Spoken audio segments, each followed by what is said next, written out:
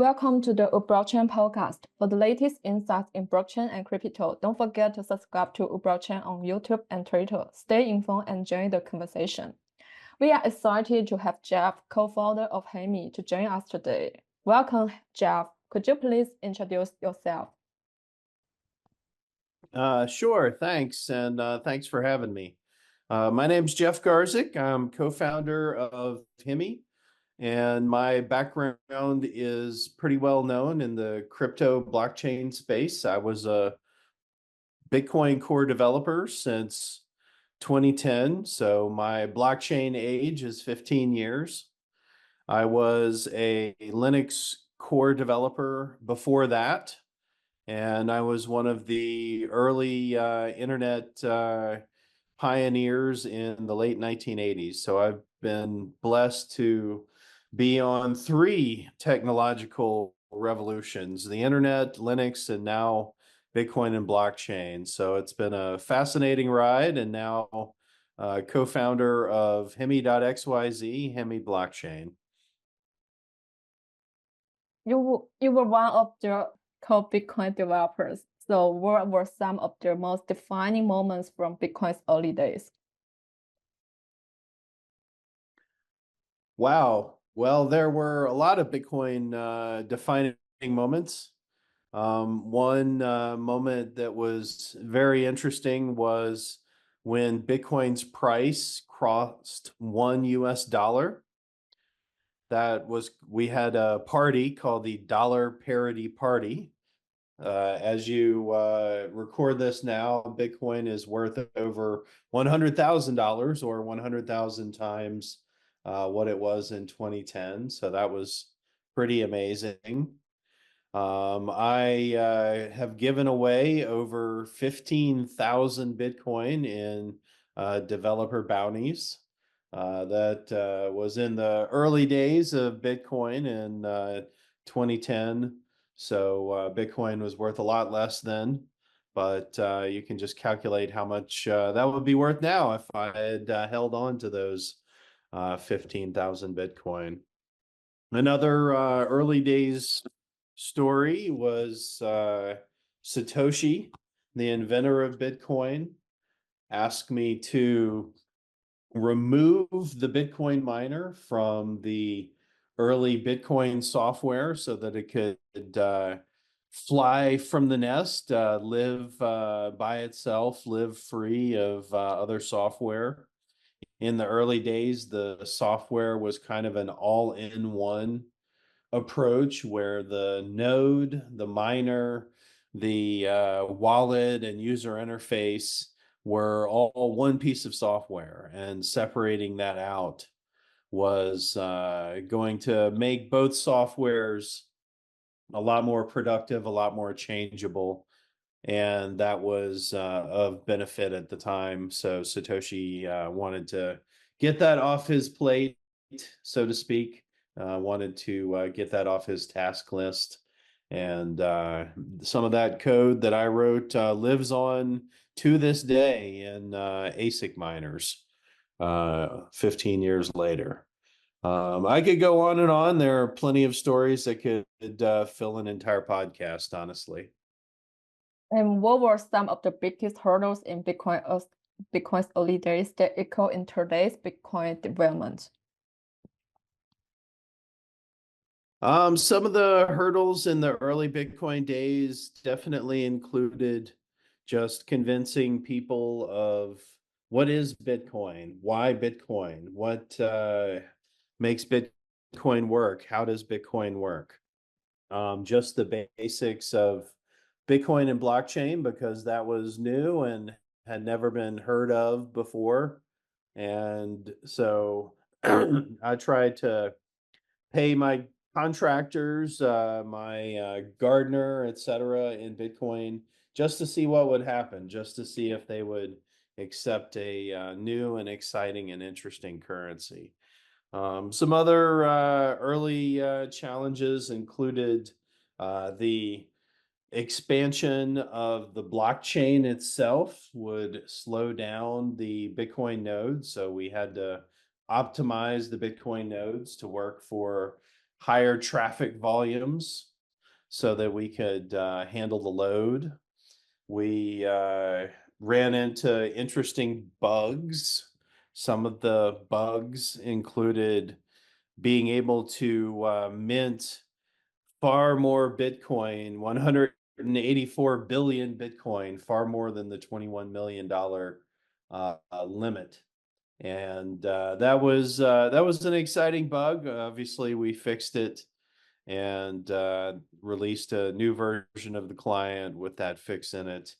But responding to bugs like that on a live software system, a live chain, was definitely interesting and exciting and informative, because we're learning all about what are the limits of the current blockchain. You've mentioned working closely with Satoshi. What was that like? Any key insights or takeaways that shape your perspective on decentralization? Satoshi was very humble. Working with Satoshi was definitely a blessing, and it was a good experience to be able to work under the inventor of Bitcoin and blockchain. Satoshi was humble. Satoshi was not political. Satoshi focused very closely on the Satoshi very closely focused on what was the job at hand, what was the task in hand, how to solve this problem and this problem only, and focused purely on Bitcoin spreading throughout all the continents of Earth. And so there were never any conversations about favorite sports teams or the weather or favorite foods. Satoshi was always focused exclusively on Bitcoin and how Bitcoin could change the world from a payments and freedom perspective.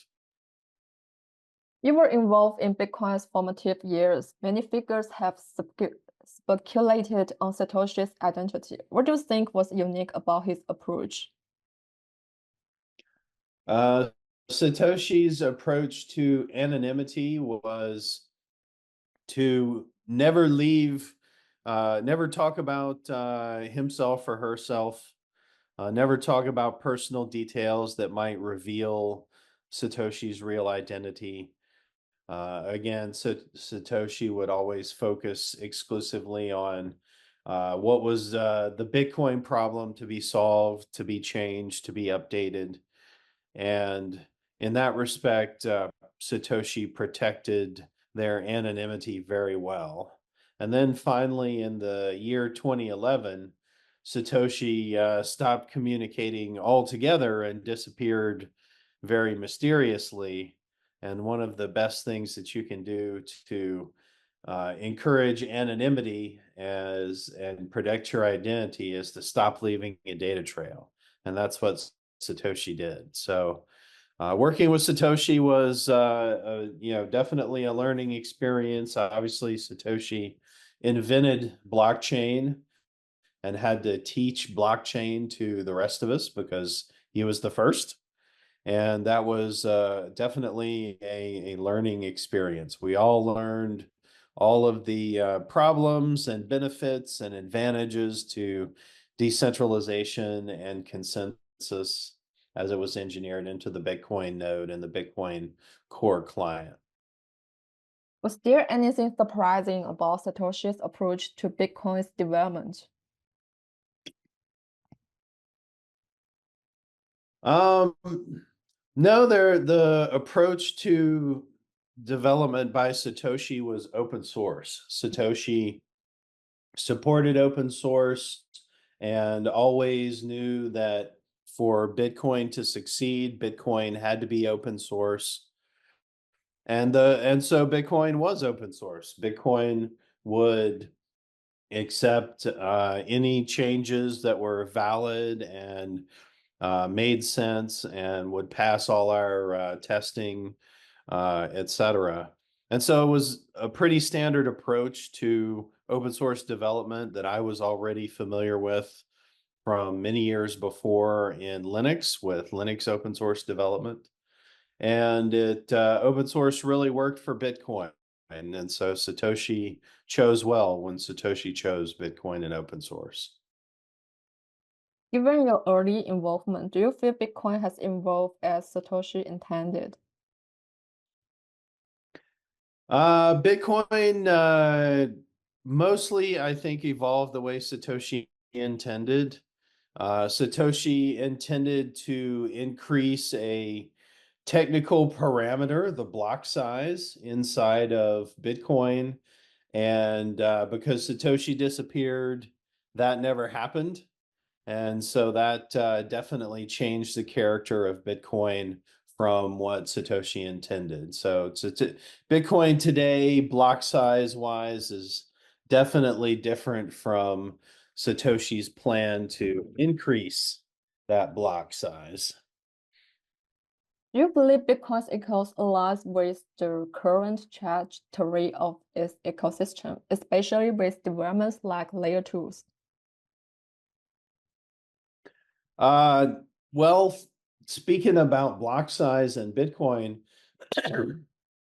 Bitcoin and block size limits encourage the development of Bitcoin layer 2. Uh, just like congestion pricing in a roadway for motor cars, or the champagne waterfall that you see at hotel wedding receptions, the Bitcoin traffic, when it fills up one blockchain, the layer 1 L1 blockchain traffic, Bitcoin transactions spill over to existing layer 2 blockchains like Hemi. And so you have this spillover effect when congestion pricing on the layer 1 blockchain gets expensive. It's far less expensive and quicker and easier to use transactions on a Bitcoin connected layer 2 network like Hemi. What inspired you to create Hemi as a dual-chain solution for Bitcoin and Ethereum? Bitcoin and Ethereum are the king and queen of crypto, meaning that Bitcoin and Ethereum are the two best blockchains available today. Bitcoin for its security and Ethereum for its programmability. And it seemed a natural inspiration over a year ago when we started building Hemi to combine the two to make the best of both worlds, Hemi blockchain. And so from taking the Bitcoin proof of work security and finality and combining that with Ethereum programmability, we integrated. This is the only chain in the world that's done this. We integrated a Bitcoin node inside our Ethereum node, directly increasing the programmability of the Bitcoin chain far beyond any of our competitors. And that was really the inspiration, being able to expand Bitcoin's programmability after 15 years to what we have today in Hemi has been an opening of doors to a whole new world of programmability. Do you think Bitcoin's core protocol should evolve further, or should all innovations remain on layer 2? Bitcoin's core protocol will continue to evolve, but it will evolve very, very slowly. And we will conduct experiments in layer 2 blockchain land and then bubble up technological improvements to layer 1 after they've been proven in the field in another blockchain. So I think layer 1 and layer 2 will work together to improve layer 1. Was there a specific gap in Bitcoin's infrastructure that led you to Hemi's model? Not so much a gap, but Bitcoin script is programmable but very limited, and so it's very secure, but it's very limited. And adding the Ethereum programmability and the Hemi Bitcoin kit really expands what Bitcoin can do dramatically. Again, Bitcoin node embedded into an Ethereum node means that all the Solidity smart contracts can now talk directly to the Bitcoin layer 1 main chain. And that's new and novel and different from the past competitors and present competitors in the layer 2 space. It's extending Bitcoin in a meaningful way. Hemi's core concept revolves around proof of proof and tunneling. Could you explain how these mechanisms enhance Bitcoin's utility? POP, or proof of proof mining, is how we, excuse me, POP, or proof of proof mining, is how Hemi secures transactions with finality into the Bitcoin layer 1 main chain. We are using a proof system which POP miners will generate these proofs based on the transactions in the Hemi blockchain, the layer 2 blockchain, and then provide these hashes or keystone blocks to the POP miners to be created as normal Bitcoin transactions. And that leans on or borrows from the Bitcoin proof of work, POW, consensus and security. So it's security built on security, or security squared, that makes Hemi transactions extremely secure when they're finalized through the POP protocol. Are there any risks that are associated with this POP mechanism? Risks associated with POP are minimal. As an engineer, we like to have as few moving parts as possible, as few points of failure as possible. And so anytime you introduce a new layer, you introduce additional points of failure. And that's inevitable in all layer 2 designs, not just Hemi. And the POP protocol is primarily used to address those risks with additional security from the Bitcoin main chain. And so focusing on the POP protocol is part of the way we reduce risks for the Hemi layer 2 blockchain.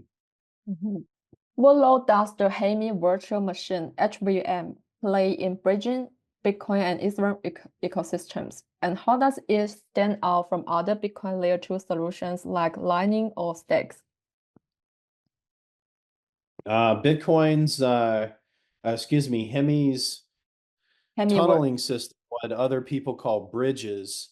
Hemi's tunneling system is a system that, again, relies on the very secure POP protocol initially for its finality and security. Building on top of that, we have modified the Ethereum virtual machine, the EVM, to support Bitcoin directly. None of our other competitors support direct access to Bitcoin from the layer 2 to generate transactions that send Bitcoin or transactions that receive Bitcoin and check the UTXOs. That's available in the Hemi blockchain at the EVM layer in Solidity smart contracts. And so that is a very important part of how Hemi secures Bitcoin, how Hemi tunnels to Bitcoin. It's a core part of our protocol. It's not a separate piece, a separate bridge from one blockchain to another. This bridge, or as we call it, tunnel, is directly built into Hemi itself. It's a core part of the protocol, and so it's very secure. As more layer 2 solutions for Bitcoin emerge, do you see Hemi competing with or complementing projects like Lightning or Stacks? I would say that Hemi complements networks such as Lightning, and we are looking at integrating other payment type integrations that merge Hemi and the Lightning network. I would say that Hemi's competitors are more other EVM-based Bitcoin L2s rather than Lightning or Stacks, which I would say is more of a partnership type of angle. I think that Hemi tunnels very well, and a Lightning network tunnel with Hemi would definitely be in the cards. So it's not so much competition as Hemi can expand to work with just about any network, including other layer twos. How does Hemi interact with Ethereum's existing infrastructure? Hemi is similar to other Ethereum L2s in that we are using Ethereum for data availability, or DA, and then we're using Bitcoin for security. And so if we're focusing on Ethereum infrastructure, Hemi definitely, like other Ethereum L2s, uses the Ethereum L1 blob facility to store data, make data permanently available within transactions from the Hemi blockchain to the Hemi blockchain. Those are stored in Ethereum infrastructure. So that's part of the way that Hemi marries Bitcoin and Ethereum, the best of Bitcoin with the best of Ethereum. Hemi emphasizes EVM compatibility with Bitcoin. What specific use cases or applications do you see emerging from this integration? Hemi is fully backwards compatible on the EVM side with existing Ethereum smart contracts, existing auditing firms, existing security protocols, existing digital assets, existing wallets such as MetaMask.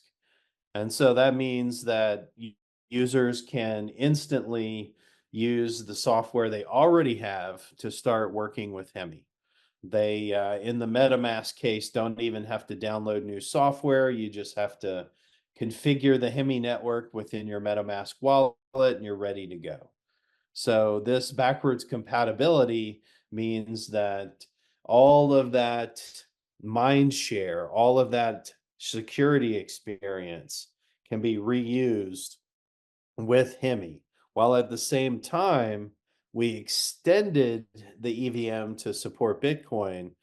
So we added new capabilities at the EVM layer that do not disturb this backwards compatibility. So it really is the best of both worlds.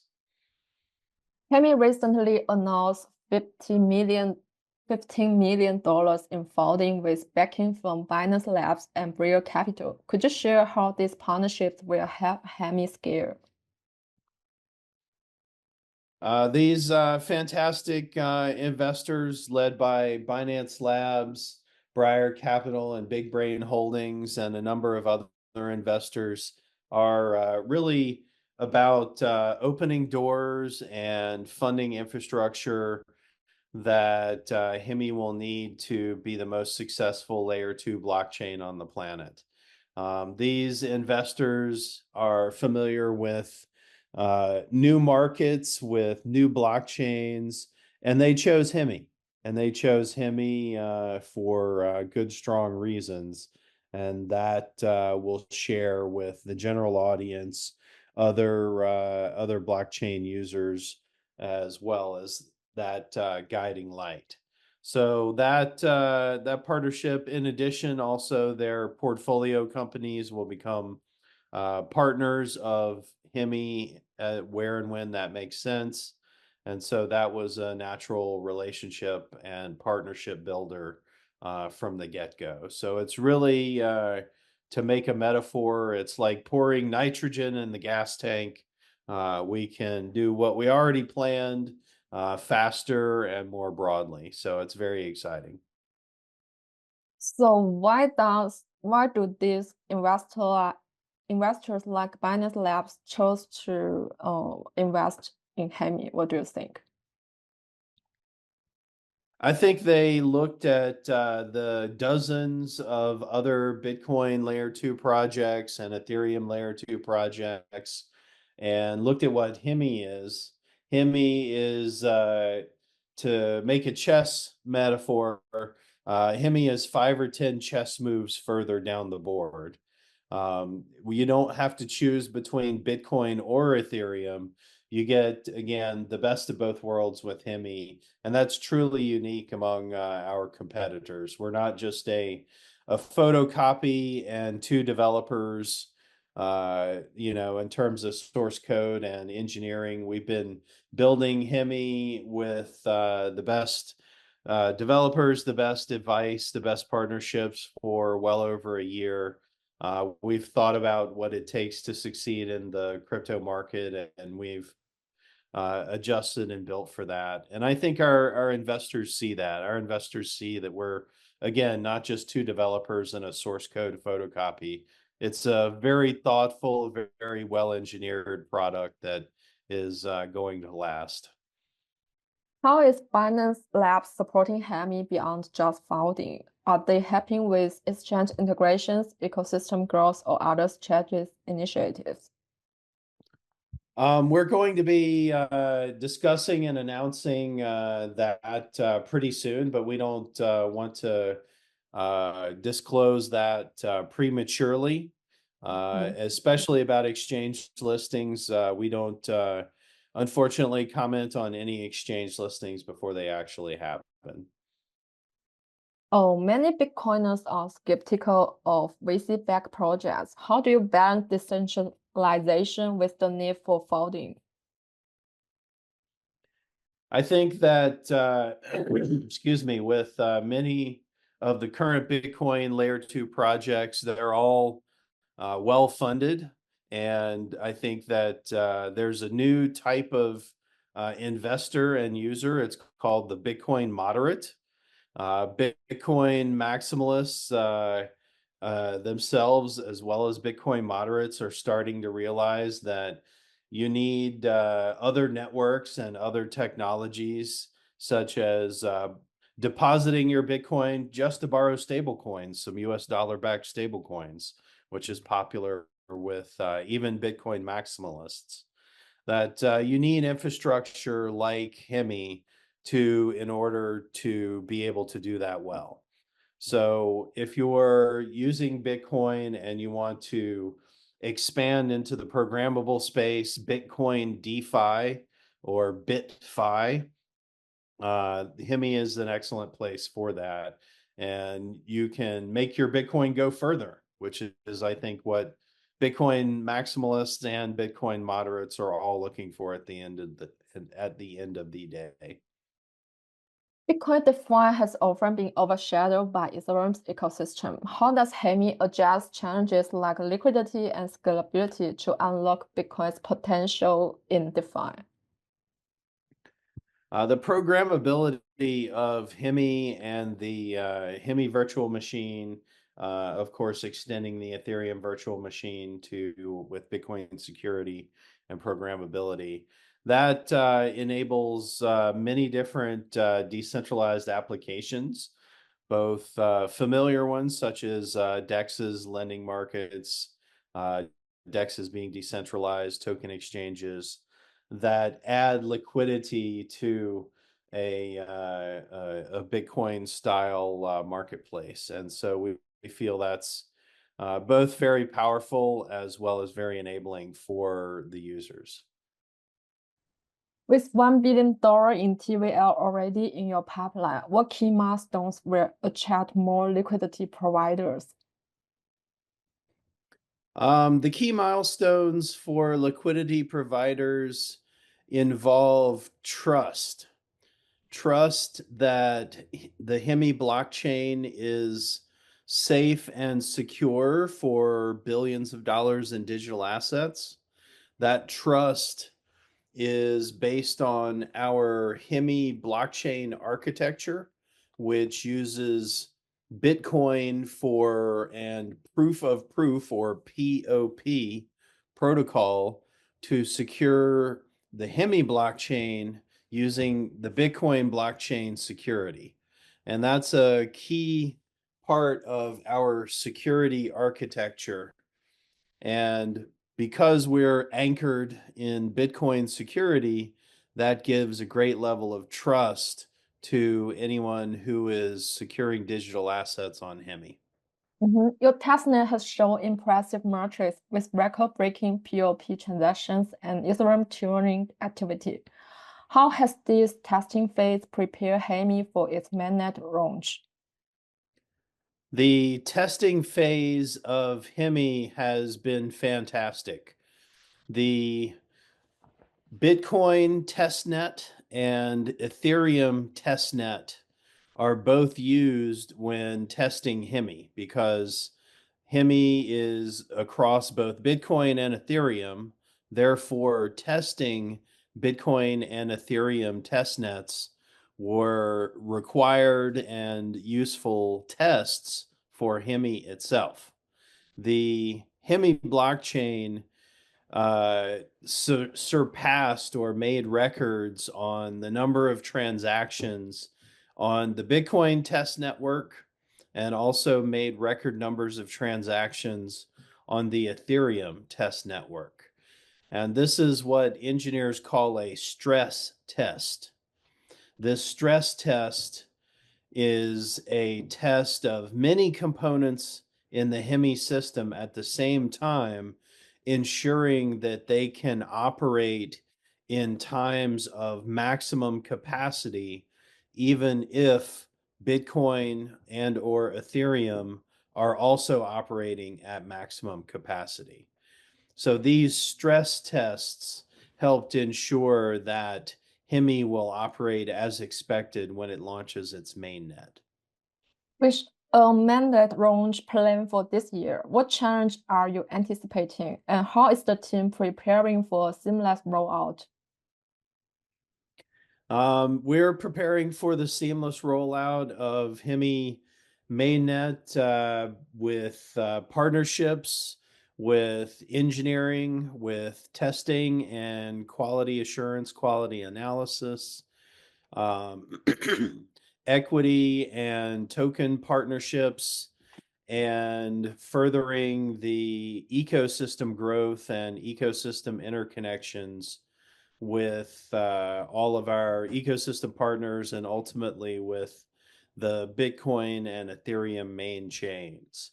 And all of these are in preparation for the Hemi rollout, which, as we recorded in mid-February, is coming in just a couple weeks. A very, very exciting event that we're looking forward to. How do you navigate the regulatory landscape, especially as Hemi combines Bitcoin's immutable security with Ethereum's programmability? We're really pleased with the regulatory landscape as it stands today. We feel that as we record this in early 2025, we feel the regulatory landscape is improving for all cryptocurrencies, starting with, but not limited to, Bitcoin and Ethereum themselves.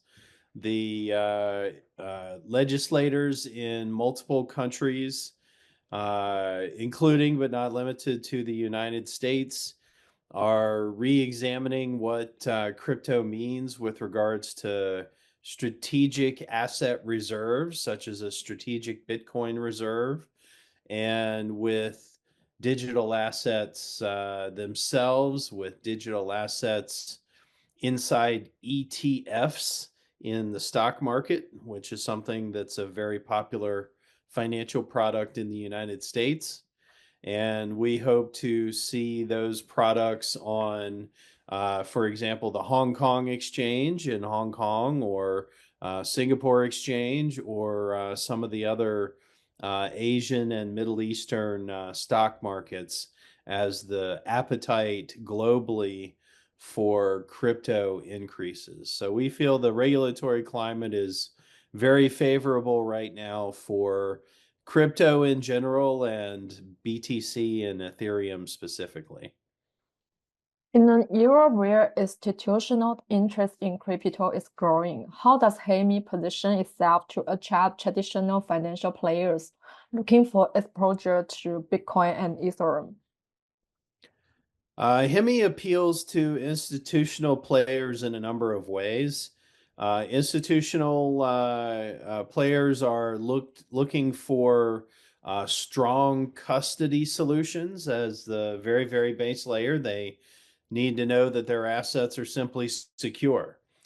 We have the Safe multisig, formerly known as Gnosis Safe, as well as other custody technology solutions already supporting Hemi. There are a number of custody providers, other institutional vendors, which are ready with Hemi support to support institutional depositors. And then finally, there's DeFi. There's Bitcoin DeFi, which is of very strong interest to institutional players that allows them to earn yield on their existing holdings in a safe and non-leveraged way. Similar for Ethereum as well, as this offers institutionals safe custody solutions, which can also earn yield in a safe and non-leveraged way. And of course, if they're proprietary traders and other traders with more risk appetite. There's leverage, there's perpetuals, and other DEX and lending market trading opportunities that, again, are all secured by safe multisig and other custody technologies, which are institutional compatible. So this is a combination for institutionals of both a safe way to start to get into BTC Fi and Ethereum Fi, as we call it, and or begin to participate in some of these DeFi lending, trading type markets. So it's a breadth of support that's mainly focused on what is the level of risk that each institution is comfortable with, whether it's just custody or something more. And what's your perspective on Bitcoin maximalism versus a multi-chain future? Does Hemi represent a bridge between these ideologies? That's exactly right. Hemi represents a bridge between the Bitcoin only and Ethereum only visions and futures. Is we envision a future that is multi-chain where crypto asset holders come together in the spirit of togetherness. And we've built technology that follows that spirit of togetherness in a technologically advanced and safe way. Anything else you'd like to share with our audience? Hemi can be found via hemi.xyz website. Follow us on Hemi_XYZ on X and other social platforms. It's bringing together the multiple hemispheres of crypto, starting with the Bitcoin and Ethereum hemispheres of crypto, the king and queen of crypto, Bitcoin and Ethereum. And Hemi embodies that spirit completely with more advanced technology than our competitors. So it's an exciting future. It's a future of amazing applications that expand the reach of Bitcoin, Ethereum, and other cryptos into the future and beyond. I'm very excited about the promise of Hemi in the future. Okay, thank you, Jeff, for joining us today to share your story and insights. Thank you for having me.